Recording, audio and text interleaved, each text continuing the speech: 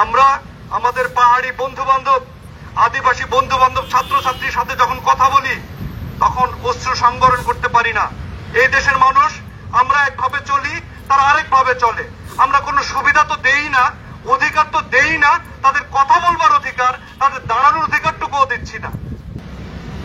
আমরা অত্যন্ত ক্ষুব্ধ, একই সাথে ব্যথিত, যেভাবে আমাদের আদিবাসী ভাই বোনদের উপরে সেদিন অত্যাচার করা হয়েছে, নির্যাতন করা হয়েছে জনসম্মুখে।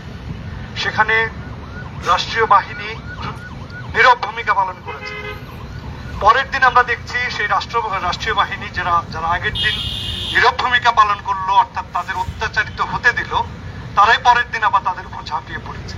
এর মধ্যে দিয়ে একটা বিষয় স্পষ্ট, যে সরকার সবার সরকার হয়নি। যেটা গণ অভ্যুত্থানের আকাঙ্ক্ষা ছিল, আমাদের প্রত্যেকটি ছাত্র জনতা, প্রত্যেকটি পেশাজীবী মানুষের আকাঙ্ক্ষা ছিল যে এই সরকার সবার সরকার হবে, কিন্তু সেটা আমরা প্রতীয়মান হতে দেখিনি। যে গ্রাফিতিগুলো নিয়ে ডক্টর ইউনূস সাহেব গর্ব করেছেন, অ্যালবাম উপহার দিয়েছেন বিভিন্ন রাষ্ট্রপ্রধানকে, সেই গ্রাফিতি থেকে একটা শব্দ মুছে গেল। একটা শব্দের কারণে একটা বইয়ের একটা পৃষ্ঠা মুছে যাচ্ছে, সেই গ্রাফিতিকে মুছে দেওয়া হচ্ছে আদিবাসী শব্দ কেন? আপনি তো বলেছিলেন বাংলাদেশের প্রত্যেকটা মানুষ একটা পরিবারের সদস্য হবে। পরিবার কি ভেঙে গেছে? পরিবারের সদস্যরা এভাবে সাপ মারার মতো পিটায় মানুষকে। আপনারা খেয়াল করেন না? ওখানে বসে আছেন, প্রতিটা দিন আমরা দেখতে পাচ্ছি বৈষম্য প্রতিনিয়ত বাড়ছে। এটা তো বাড়ার কথা ছিল না। বিগত সময় আমরা দেখেছি 3 ধরনের সংখ্যাগরিষ্ঠতার বাহাদুরি: জাতিগত সংখ্যাগরিষ্ঠতার বাহাদুরি, ধর্মীয় সংখ্যাগরিষ্ঠতার বাহাদুরি, আর দেখেছি সংসদে বাহাদুরি। সেই বাহাদুরি আমাদের কি উপহার দিয়েছে? কিছুই দেয়নি।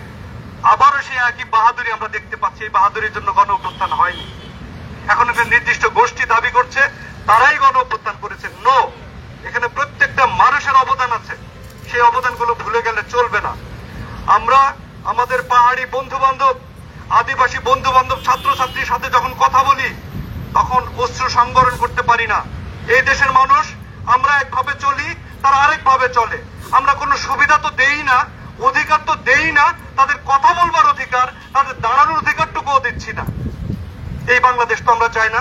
এই বাংলাদেশ আমরা আগেও চাইনি। এই জন্যই আমরা রাস্তায় নেমেছিলাম, আবারও রাস্তায় নামবো। আপনাদের আমরা বলে দিচ্ছি স্পষ্ট ভাষায়, এই বাংলাদেশে কোনো বৈষম্য থাকবে না। বৈষম্য থাকবে না বলেই আন্দোলন হয়েছে। কোনো সাম্প্রদায়িকতা থাকবে না বলেই আন্দোলন হয়েছে।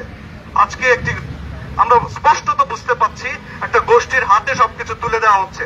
আমরা কিন্তু বুঝতে পারছি না তা কিন্তু না, আমরা দেখতে পাচ্ছি। প্রয়োজনে আরো বৃহত্তর পরিসরে আমাদের দাঁড়াতে হবে। আমাদের স্পষ্ট করতে হবে আপনাদেরও অবস্থান, যে আপনারা আসলে কি চাচ্ছেন। বৈষম্য মুক্ত করতে চাচ্ছেন, নাকি আরো বৈষম্যের মধ্যে আমাদের নিপীড়িত করতে চাচ্ছেন? যে ভাষা আমরা দেখতে পাচ্ছি সরকারের সহযোগী সংগঠনগুলোর, সেগুলো কিন্তু ফ্যাসিবাদী ভাষা। আমরা যদি সরকারের সমালোচনা করবেন, আপনি বলেছেন প্রথম দিনের বক্তৃতায় আপনারা মন খুলে কথা বলবেন। আজকে যখন মন খুলে কথা বলা হচ্ছে, তখন একটা ট্যাগ দেওয়া হচ্ছে প্রত্যেককে। এটা তো ফ্যাসিবাদী আচরণ।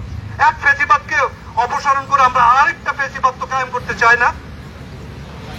যে বিষয়গুলো আমরা অত্যন্ত নিবিড়ভাবে পর্যবেক্ষণ করছি, আমরা দেখতে পাচ্ছি আপনারা প্রতিনিয়ত আপনাদের প্রতিজ্ঞা থেকে, আপনাদের দায়িত্ববোধ থেকে সরে যাচ্ছেন। আমরা সেটা চাই না। আমরা তীব্র ভাষায় প্রতিবাদ জানাচ্ছি। আদিবাসী আমাদের ছাত্র জনতার উপরে যারা হামলা করেছে, মাত্র 2 জনকে গ্রেপ্তার করা হয়েছে। এটা একটা আইওয়াস এই কারণেই পরের দিন আপনারা পুলিশ নিয়ে সেখানে হামলা করেছেন। বাকিটা কোথায়? স্পষ্টত আমাদের সাংবাদিক ভাই বোনদের উপরে দ্বিতীয় দিন হামলা করা হয়েছে। তার মানে সাংবাদিক আগেও যেমন টার্গেট ছিল, এখনো টার্গেট। এই ধরনের আচরণ থেকে আপনাদের বিরত থাকতে হবে। আপনাদের সুশাসন প্রতিষ্ঠার চেষ্টা করতে হবে। আমি অত্যন্ত ক্ষুব্ধ এবং তীব্র ভাষায় প্রতিবাদ জানাচ্ছি সেদিনের ঘটনার। সবাইকে ধন্যবাদ।